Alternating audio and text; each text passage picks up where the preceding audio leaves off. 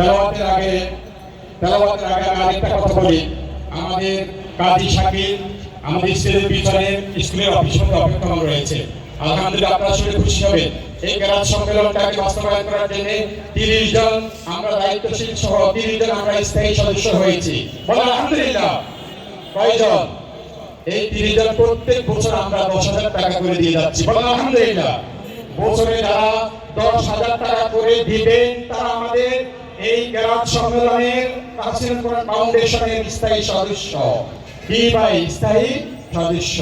আমরা এখন নাম নিব না। যারা স্থায়ী সদস্য হতে চান এই কোরআনের সম্মেলনকে বাস্তবায়ন করার জন্য পিছনে গিয়ে ধীরে ধীরে গিয়ে কাজী সাহেবের কাছে আপনার নাম দিয়ে আসবেন। এই বছর দিতে পারলে আলহামদুলিল্লাহ ভালো, না আগামী বছর থেকে দিবেন আলহামদুলিল্লাহ। আমরা বেশি দিব না, মাত্র 20 জন। কতজন? 20টা হাত দেখান তো দেখি। আছেন এখানে 20টা হাত?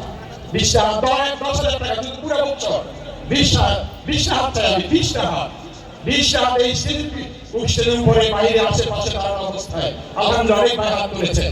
যারা হাত তুলেছেন বছরে 10,000 টাকা করে দিবে আলহামদুলিল্লাহ।